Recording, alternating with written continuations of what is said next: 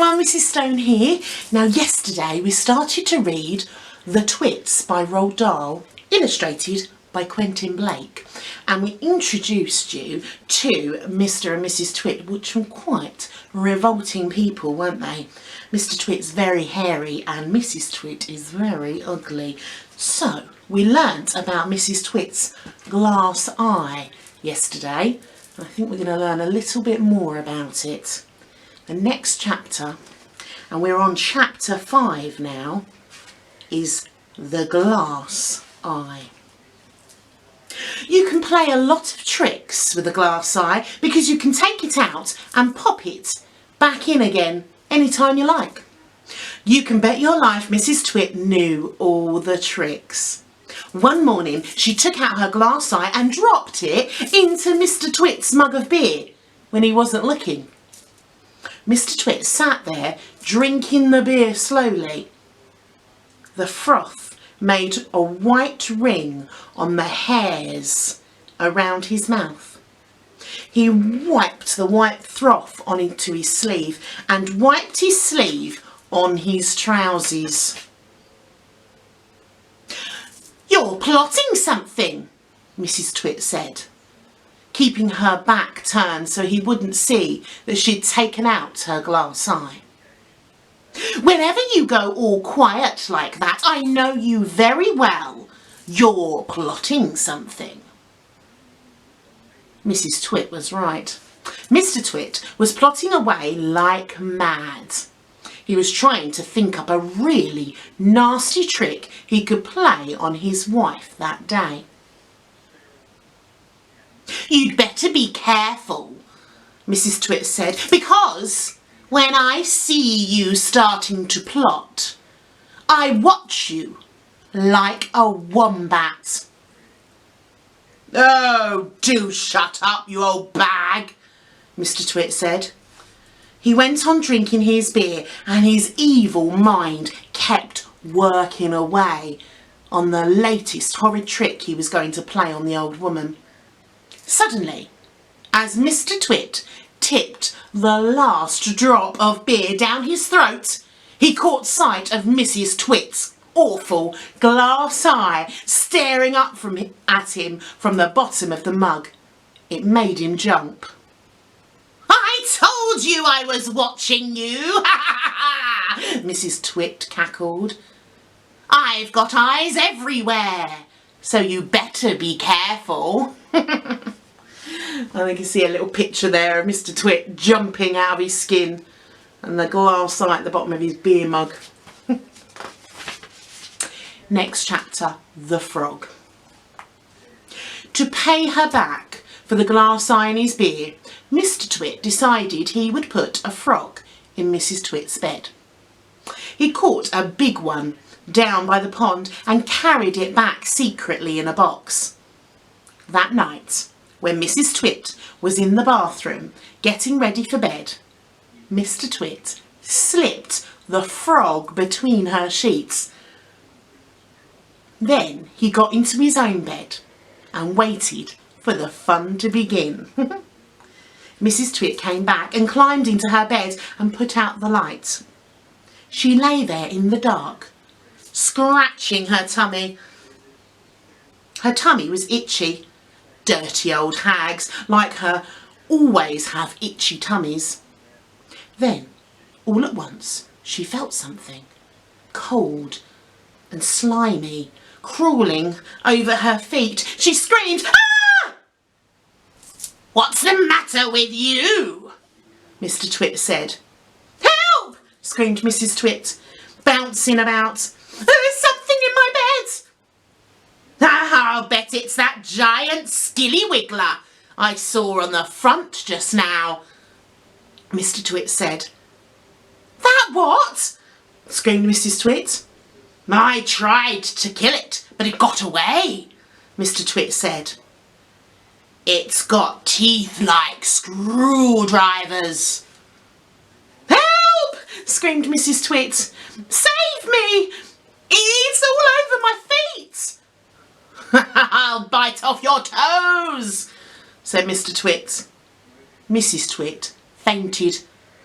Mr. Twit got out of bed and fetched a jug of cold water. He poured the water over Mrs. Twit's head to revive her. The frog crawled up from under the sheets to get near the water. It started jumping on the pillow. Frogs love water. This one was having a good time. When Mrs. Twit came to, the frog had just jumped on her face. This is not a nice thing to happen to anyone in bed at night. She screamed again. Ah! By golly, it is a giant skilly wiggler, Mr. Twit said. It'll bite off your nose. Mrs. Twit leapt out of bed and flew downstairs and spent the night on the sofa. The frog went to sleep on her pillow. The next chapter, The Wormy Spaghetti. The next day, to pay Mr. Twit back for the frog trick, Mrs. Twit sneaked out into the garden and dug up some worms. She chose big long ones and put them in a tin and carried the tin back into the house under her apron. At 1 o'clock, she cooked spaghetti for lunch and she mixed the worms in it, but only on her husband's plate. The worms didn't show because everything was covered with tomato sauce and sprinkled with cheese. "Hey, my spaghetti's moving!" cried Mr. Twit, poking around it with his fork. "Oh, it's a new kind," Mrs. Twit said, taking a mouthful from her own plate, which of course had no worms. "It's called squiggly spaghetti. It's delicious. Eat it up while it's nice and hot." Mr. Twit started eating, twisting the long tomato-covered strings around his fork and shoveling them into his mouth. Soon there was tomato sauce all over his hairy chin. "It's not as good as the ordinary kind," he said, talking with his mouth full. "It's too squirmy and squishy." "Well, I find it very tasty," Mrs. Twit said. She was watching him from the other end of the table. It gave her a great pleasure to watch him eating worms. "I find it rather bitter," Mr. Twit said. "It's got a distinctly bitter flavour. Buy the other kind next time." Mrs. Twit waited until Mr. Twit had eaten the whole plateful. Then she said, "You want to know why your spaghetti was squishy?" Mr. Twit wiped the tomato sauce from his beard with a corner of the tablecloth. "Why?" he said. "And why did it have a nasty bitter taste?" "Because it was worms!" cried Mrs. Twit, clapping her hands and stamping her feet on the floor and rocking with horrible laughter. You can see in this picture, Mrs. Twit is really enjoying the nasty trick she's just played on Mr. Twit. Mr. Twit's looking a little bit glum and a little bit miserable. I don't think he quite enjoyed it as much as she did. The next chapter, The Funny Walking Stick. To pay Mrs. Twit back for the worms in his spaghetti, Mr. Twit thought up a really clever, nasty trick. One night when the old woman was asleep, he crept out of bed and took her walking stick downstairs to his work shed. There he stuck a tiny round piece of wood, no thicker than a penny, onto the bottom of the stick. This made the stick longer, but the difference was so small. The next morning, Mrs. Twit didn't notice it. The following night, Mr. Twit stuck on another tiny piece of wood, and every night he crept downstairs and added an extra tiny thickness of wood to the end of the walking stick. He did it very neatly, so that the extra bits looked like a part of the old stick. Gradually, but oh so gradually, Mrs. Twit's walking stick was getting longer and longer.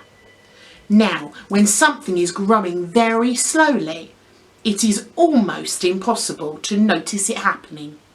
You yourself, for example, are actually growing taller every day. But you wouldn't think it, would you? It's happening so slowly that you can't even notice it from one week to the next.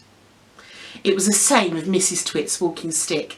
It was all so slow and gradual that she didn't notice how long it was getting, even when it was halfway up to her shoulder. "That stick's too long for you," Mr. Twit said to her one day. "Why is it so?" Mrs. Twit said, looking at the stick. "I have had a feeling there was something wrong, but I couldn't for the life of me work out what it was." "Oh, there's something wrong all right," Mr. Twit said, beginning to enjoy himself. "What can have happened?" Mrs. Twit said, staring at her old walking stick. "It must suddenly have grown longer." "Oh, don't be a fool," Mr. Twit said. "How could a walking stick possibly grow longer? It's made of dead wood, isn't it? Dead wood can't grow." "Then what on earth has happened?" cried Mrs. Twit. "It's not the stick, it's you," Mr. Twit grinning horribly. "It's you that's getting shorter. I've been noticing it for some time now." "Well, that's not true," cried Mrs. Twit.